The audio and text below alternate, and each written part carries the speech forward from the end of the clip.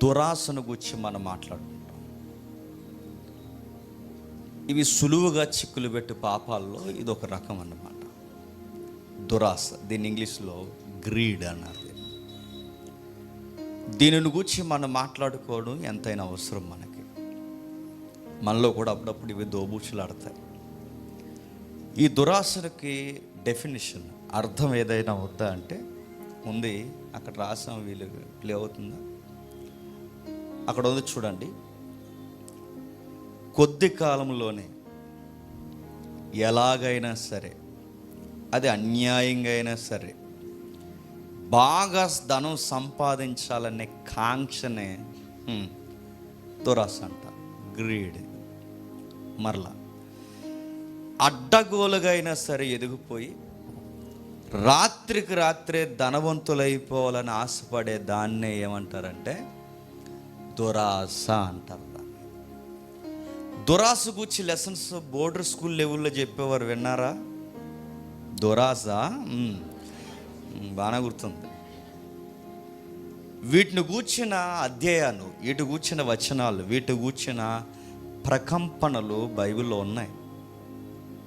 వీటిని గూర్చి నరకానికి పోయేవారి జాబితాలో ఈ లక్షణాలు ఉంటాయని బైబిల్ సెలవిచ్చింది. బైబిల్ ప్రధానమైన ఆజ్ఞల దగ్గర నుంచి ఇది మాట్లాడింది. దురాశలు ఎక్కువగా ఎందుకు వస్తాయంటే, క్రొత్త నిబంధన కానీ పాత నిబంధన కానీ ఈ దురాశ అనే పదాన్ని ఎక్కువ ఏ కాంటెక్స్ట్లో ఉపయోగించారంటే, ధనాన్ని గూర్చిన ప్రస్తావన జరిగిన ప్రతిసారి ఈ గ్రీడ్ అనే వర్డ్ ఉపయోగించారు. అది పాత నిబంధన అయినా కొత్త నిబంధన అయినా, క్రొత్త నిబంధన అయినా పాత నిబంధన అయినా, ఎక్కువగా ధనాన్ని గూర్చి మాట్లాడినప్పుడే దేవుడు ఈ పదాన్ని ఎక్కువ ఉపయోగించాడు. అంటే ధనం దగ్గరే ఈ లక్షణం ఎక్కువ బయటపడుతుంది అనమాట. ఏమనుకుంటారు వీరి మనసులో అంటే, త్వరగా ఎదిగిపోవాలి, అనతి కాలంలో ఎదిగిపోవాలి, మెరుపుదాళ్ళు ఎదిగిపోవాలి, కష్టపడకుండా ఎదిగిపోవాలి, అడ్డదారుల్లో వెళ్ళిపోవాలి, ఎట్లా అయినా సరే తక్కువ టైంలో ఒక అంబాసిడర్ అయిపోవాలనుకుంటారు. అలాంటి వ్యక్తుల్లో కనబడేది దురాశ. దీని గురించి 10 కమాండ్మెంట్స్ ఇస్తున్నప్పుడే ఒక కమాండ్గా దీని గురించి మాట్లాడాడు. చూద్దాం ఒకసారి నిర్గమకాండం చూడండి ఒకసారి. నిర్గమకాండం 20వ అధ్యాయం. నిర్గమకాండం 20వ అధ్యాయం త్వరగా ముగిస్తాను. నిర్గమకాండం 20వ అధ్యాయం 17వ వచనం చూడండి. నీ పొరుగు వానిది ఏది ఆశించకూడదు. నీ పొరుగు వాని, అక్కడ ఇస్తున్నాడు చూడండి, నీ పొరుగు వాని భార్య అయినను, అతని దాసునైనను, అతని దాసినైనను, అతని ఎద్దునైనను, అతని గాడిదనైనను, నీ పొరుగు వానిదైన దేనినైనను నువ్వు ఆశించకూడదని చెప్పాను. ఏం చెప్తున్నాడు? ఆశ వేరు, దురాశ వేరు. ఇక్కడ దురాశ అని లేదు కదా, ఆశ అని ఉంది కదంటే, ఆ ఆశ అనే పదం దగ్గర వాడిన మూల పదమే దురాశ. దురాశ ఎలా అవుద్ది? ప్రతి వానికి సొంత భార్య ఉండాలా వద్దా? ఉండాలి. అక్కడి వరకు ఓకే, నాకు భార్య ఉండాలని కోరుకోవడం ఓకే. కానీ పొరుగోడు భార్యను కోరుకోవడం దురాశ. అర్థమవుతుందా? నాకు వాహనం అంటే, ఆ రోజుల్లో వాహనం ఏంటి? గాడిద. నాకు వాహనం ఉండాలని కోరుకోవడం ఆశ మంచిదే, కానీ ఆడి వాహనమే కావాలని కోరుకోవడం దురాశ. ఇలా మీరు ఈ సెక్టార్లు ఏదన్నా పెట్టండి, దేవుడు మాట్లాడుతున్నాడు, నీ పొరుగు వాడిని ఆశించకూడదు. అంటే ఎదుటి వాడిది ఆశించిన, దొంగిలించాలని చూసిన, వాడి లైఫ్లో ఉన్నవి నువ్వు తీసుకోవాలని ఆశించే దాన్ని దురాశ అంటారు. మీరు అడగండి, చిన్నప్పటి నుంచి ఏది ఆశపడలేదంటారా? పొరుగులి చెప్పండి. కణిక పొలాలు తీసేశారు, లబ్బర్లు తీసేస్తాం. ఈ స్టేజ్లోంచి ఉందా మనకు దురాశ? బాక్సులు ఏంటవి, కంపస్ బాక్సులు దాచేస్తాం. ఇంకేమన్నా చెప్పండి, స్కేళ్ళు దాచేస్తాం, అసైన్మెంట్ నోట్స్లు దాచేస్తాం. నేను దాచేస్తాను, నాకు తెలుసు. నేను నిజంగా రాయలేక ఆ ఈక్లీ టెస్ట్లు పెట్టేవారు, రాయడం సెలవుకి వచ్చి ఫ్రంట్ పేజ్ చింపేసి మన పేరు రాసేసుకునేవారు. ఇలాంటి పనులు మనకి చిన్నప్పటి నుంచి ఉన్నాయంటే ఉన్నాయి. దీన్ని దురాశ అంటారు. ఆ స్టేజ్లో నవ్వుకుంటాం, అవి పెద్ద అయితే అదే సిన్. గుర్తుపెట్టు, అది ఎర్లీ స్టేజ్లో నుంచి ఉంది, మనకు తప్పు అనిపించదు, కామెడీగా అనిపిస్తుంది. కానీ నీ స్టేజ్ ఏదైనా దేవుడు దాన్ని పాపంగానే కొలుస్తాడు. దాన్ని పాపమే. అది చిన్నప్పుడు ముద్దుగా ఉండొచ్చేమో, కానీ దేవుడికి ఏ స్టేజ్లో ఉన్న దేవుడు దాన్ని పాపంగానే పరిగణిస్తాడు. దేవుడు అన్నాడు, బాలుడు ఎదిగే కొద్దీ వాడి మూఢతను బయట పెడతాడు. అంటే వాడి నేచరు లేత మొక్కగా ఉంది, వాడు ఎదిగిన తర్వాత ఖచ్చితంగా అదే ఒరిజినాలిటీ అని బయటకు తెలుస్తుంది. మీకు ఉదాహరణ చెప్తాను వినండి. పిల్లల్ని గద్దిస్తున్నారు. సాయంత్రం చెప్పలే ఎగ్జాంపుల్, ఇప్పుడే చెప్తున్నాను వినండి. పిల్లల్ని గద్దిస్తున్నారు. వాల్ పెన్సిల్ తెచ్చేసి, వీళ్ళ రబ్బర్ తెచ్చేసి, అది తెచ్చి ఇది తెచ్చి మొత్తం మీద అవి వీడు దాచేసాడు. పేరెంట్స్ కంప్లైంట్ చేస్తారు యాజమాన్యం, మీ వాడు అన్ని దాచేస్తున్నాడండి, అన్ని దొంగ బుద్ధులు వచ్చాయి వీడికి, కొంచెం మీరు గద్దించాలి, మా భయం వీడికి ఎలాగా లేదంటే, అప్పుడు వీళ్ళ నాన్న వచ్చేమనాలి, ఏం పనులురా, ఏళ్ళు ఎరగొట్టేస్తాను అనాలా? అలా అనలేదట్రా, నాకు చెప్పాలి కదరా తెద్దును అన్నాడు. దీన్ని భయం చెప్పడం అంటారా? ఎలా ఉందో తెలుసా? వీళ్ళ బాబుకు కూడా అయ్యే బుద్ధుల్లో ఉంది. అదే ఎంకరేజ్మెంట్ ఇస్తున్నట్టు, చెప్పాలి కదరా అంటే, రే తప్పురా, నీకు కావాలంటే నన్ను అడగరా అని చెప్పాలి, నాకు చెప్పాలి కదరా తీసుకొద్దునంటే, అంటే ఇది తప్పు కాదా?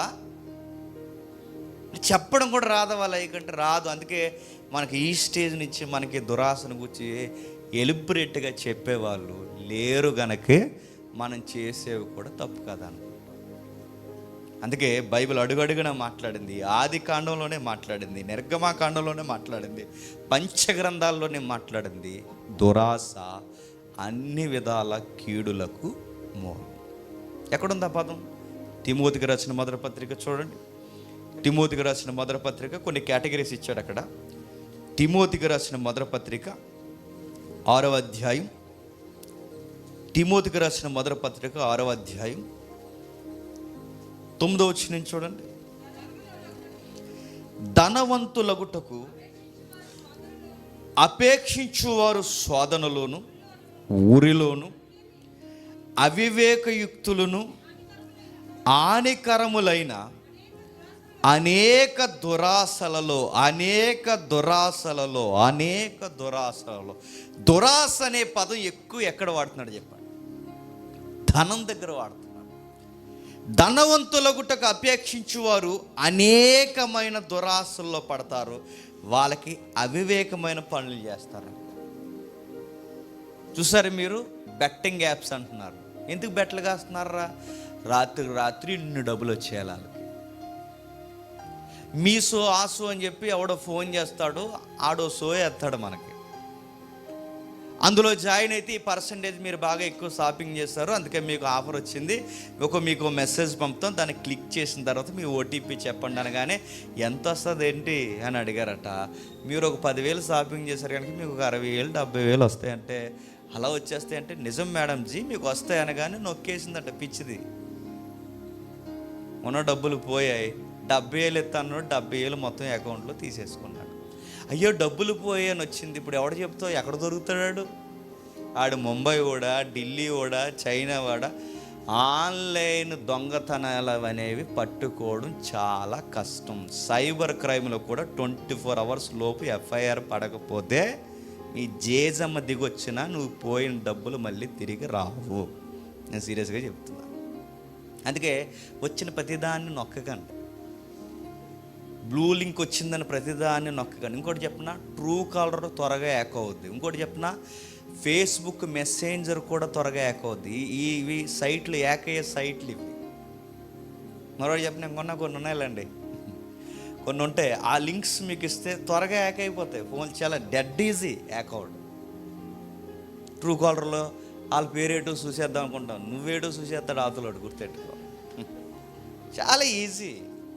ప్రతి లింకులు నొక్కడం. ఇదిగో దురాశలు అంటే అడ్డగోలుగా ఎదిగిపోవాలి. ఏదో ఒక ఆఫరు ఈ మధ్యకాలంలో చెప్తున్నారు, ఇంటికాడ ఖాళీగా ఉండి ఏం చేయాలి నాకు ఆ ఊసిపోవట్లేదు, ఖాళీగా ఉండే బదులు డబ్బులు సంపాదించవచ్చు కంటే హౌ ఎలా అని అడిగారట.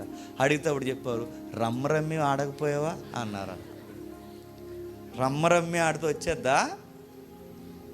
మామూలుగానే పేకాట ఆడితే డబ్బులు పోతాయి. అలాంటి పేకాట నువ్వు మొబైల్లో ఆడితే నువ్వే పోతావు. గుర్తెట్టు. ఇవన్నీ దురాశ.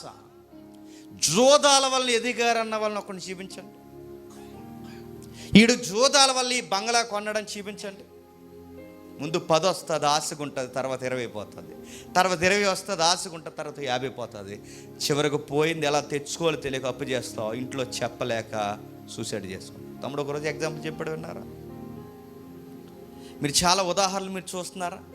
జోదాలాడి త్వరగా ఎదిగిపోవాలంటే కష్టపడరు. చక్కగా ఇలాంటి షెడ్లో ఎక్కడ దిగుని కూర్చుని ముక్కలాటలు ఆడతారనమాట. అంటే రాత్రి ఎదిగిపోవాలి. ఎలా ఎదిగిపోతావు? అడ్డగోలుగా ఎలా ఎదిగిపోతా అంటే ఈ దుర్మార్గమైన ఆలోచనలే మనుషుల్ని చెరిచేస్తాయండి, పాడు చేసేస్తాయండి, చచ్చిపోతారు చివరికి. అవివేకమైన పనులు. ఆ మధ్యకాలంలో చెప్పేవారు, ఆయన కూడా చచ్చిపోయాడు అనుకుంటా, అగ్రిగోల్డ్ ఈనాడు కదా, చనిపోయాడు ఆయన కూడా. అగ్రిగోల్డ్ తెక్కట్టేసేవారని అందరూ తెలివైనోలే. ఆ రోజుల్లో అందరూ తెలివైనోలే, మనమే తెంగరోళ్ళు. అందరూ తెలివైనోలే. అగ్రిగోల్డ్, అయ్యో మీరు అగ్రిగోల్డ్ కట్టలేదా? కట్టలేదండి. కట్టండి, గోల్డ్ అయిపోద్ది లైఫ్ అన్నారు. అగ్రిగోల్డ్ అగ్గేసి వెళ్ళిపోయారు వాళ్ళు. ఏది రోల్ గోల్డ్ అయిపోయింది. ఇది అగ్రిగోల్డ్. ఏది అగ్రిగోల్డ్ లేదు, గోల్డ్ కట్టించుకున్నవాడు లేడు, రామోజీ లేడు. ఇప్పుడు ఆ అకౌంట్స్ ఎవరు జవాబు దానికి? ఇప్పుడు ఎవరు చెప్తారు? ఒక మాట గుర్తుపెట్టుకోండి, యథార్థంగా రెక్కల కష్టాన్ని నమ్ముకున్నవాడు గుప్పెడే మెతుకులు తిని ఆనందంగా ఉండగలడు. గుర్తుపెట్టుకోండి. నువ్వు సంపాదించినది నువ్వు యథార్థంగా సంపాదించి దేవుడి మీద అనుకుంటే నీ సంపాదన, మళ్ళీ చెప్తున్నాను, దేవుడు చెమ్మట కూడా పట్టనవ్వకుండా కాపాడుతాడు. అడ్డంగా ఎదిగిపోవాలి. ఆడినెత్తి మీద 10 రూపాయలు, ఈడినెత్తి మీద 10 రూపాయలు, అక్కడ 100 ఇక్కడ 100, దుర్మార్గమైన దుర్వ్యాపారాలన్నా చేసి ఏదోలా ఎదిగిపోతానంటే ఎలా ఎదిగిపోతావు? ఒకడు అన్నాడండి, నాకు చాలా తెక్కలేసిందండి, ఎదురుగా లేడు కానీ, అయ్యేం పనులు దొంగ వ్యాపారాలు అన్నీ చేస్తున్నావు, తప్పు కదా, అలాంటి పనులు చేయకని అడిగితే ఏమన్నాడు చెప్పనా? అది బిజినెస్సే, కష్టపడుతున్నావు అన్నాడు. అది బిజినెస్సేనంట. దొంగ పనులు చేయడం బిజినెస్ అంటారు దాన్ని. రాత్రికి ఎదగాలనుకుంటున్నావు, రాత్రి ఎదగాలనుకోడు కాదు, రాత్రే దేవునికి ఉగ్రత పాత్ర అయిపోతాం. చాలామంది మీరు చూడండి, గవర్నమెంట్ జీతాలు ఇస్తుంది, పైనుంచి తీసుకోరు, డైరెక్ట్ అకౌంట్లో పడిపోతాయిలేండి.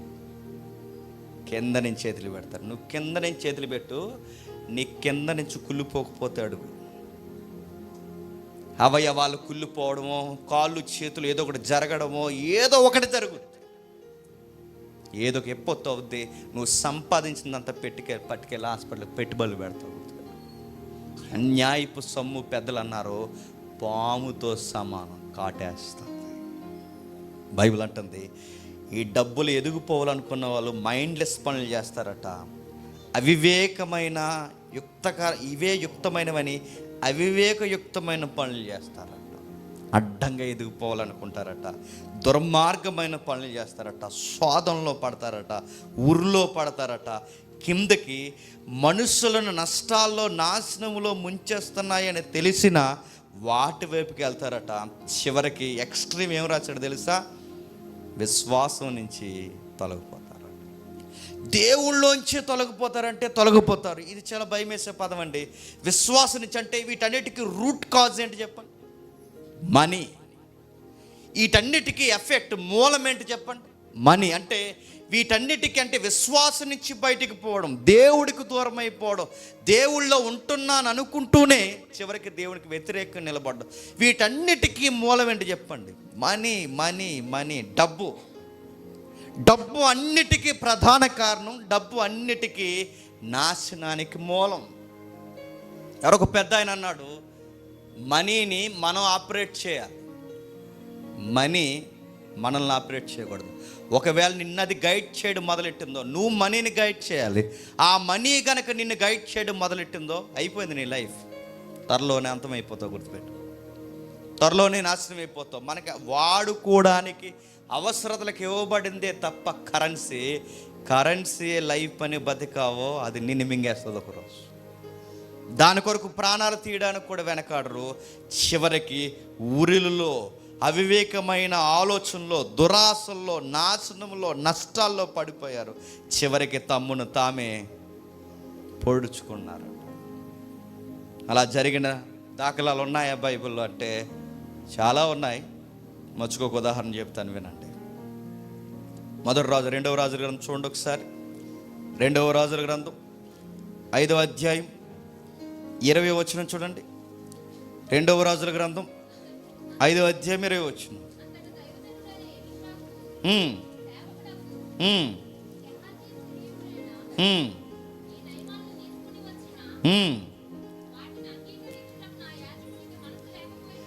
వాటిని అంగీకరించుటకు నా యజమానికి మనస్సు లేకపోయినా కానీ యెహోవా జీవము తోడు నేను పరిగెత్తుకొని పోయి అతన్ని కలుసుకొని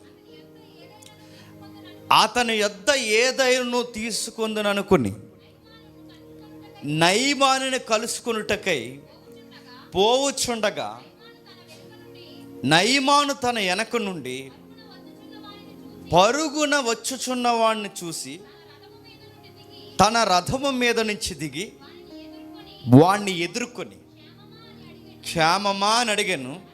అతడు నా యజమానుడు నా చేత వర్తమానము పంపి ప్రవక్తల శిష్యులలో 2 యవనులు ఎఫ్రాయిము మన్యము నుంచి నా యొద్దకు ఇప్పుడే వచ్చిరి గనక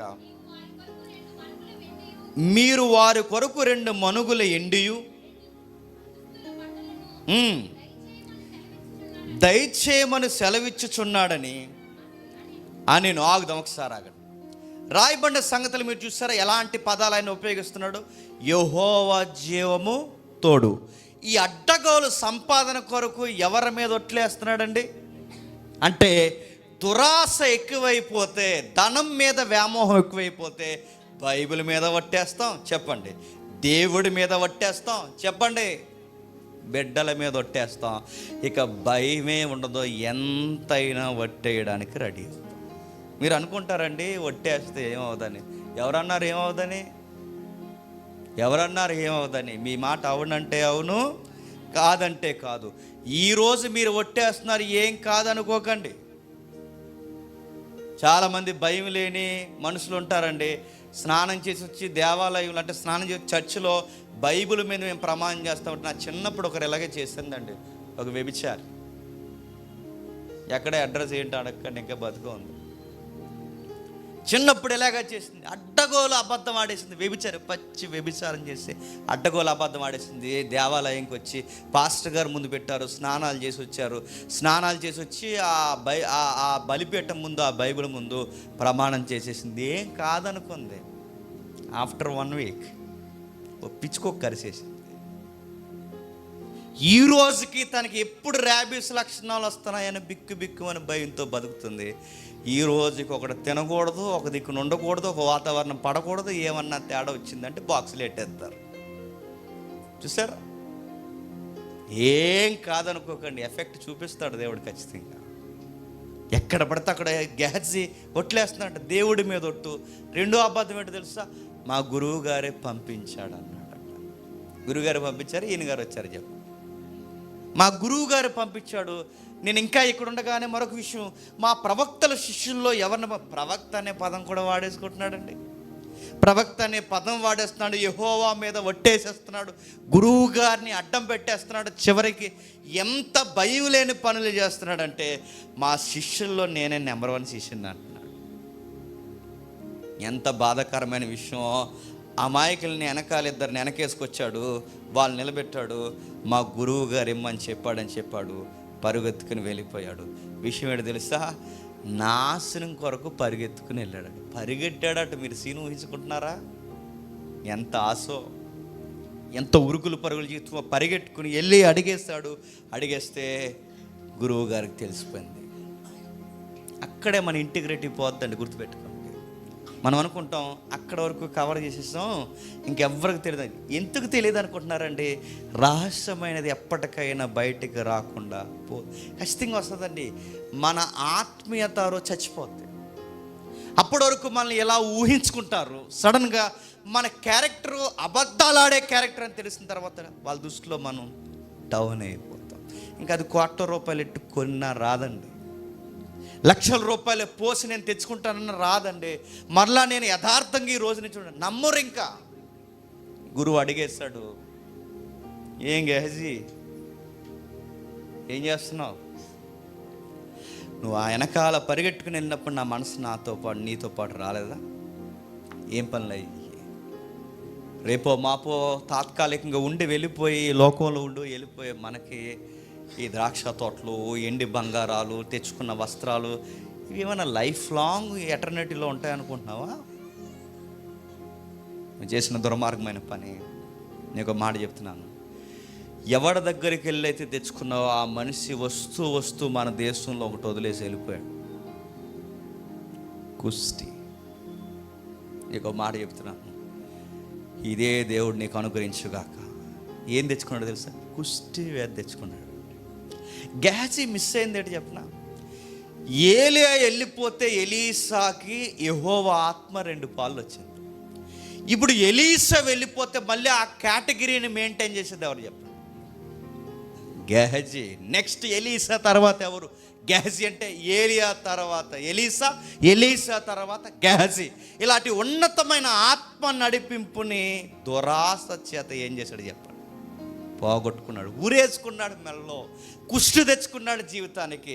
ఇంకా ఏం చేసుకున్నాడు జీవితానికి? అవమానం తెచ్చుకున్నాడు. ఎప్పుడు గెహజీ చరిత్ర, ఎప్పుడు ఈ 2024 ఈ రోజుకి గెహజీ యొక్క ఉద్దాంతం మనం మాట్లాడుకుంటున్నామంటే తరాలకు గుర్తుండిపోయేలా మనం చేసిన అబద్ధాల దురాలోచనలు దేవుడు బయటపెట్టేస్తాడు ఒకరోజు. ఏదో రోజు బయటికి తెలిసిపోతాం, ఆ రోజు అలా ఉండేవారట, ఇలా చేసేవారట, ఇదంట గెహజీ అంట, ఎలీసా అంట, ఇలా అయిపోయాడంట. ఈ రోజుకి పిల్లలకి కథల్లా చెప్పుకుంటున్నాం. దురాశలో గెహజీ కుష్టి వ్యాధి తెచ్చుకున్నాడు. అందుకేనండి మనీతో చాలా జాగ్రత్తగా ఉండాలంటే, ధనంతో చాలా జాగ్రత్తగా ఉండాలి. అది నేను గొప్పవాడిని చేయడమే కాదు, అదే ధనం నిన్ను ఏం చేస్తాను చెప్పు, చాలా క్యారెక్టర్ లేని వ్యక్తిగా కూడా నేను నిలబెడతాను.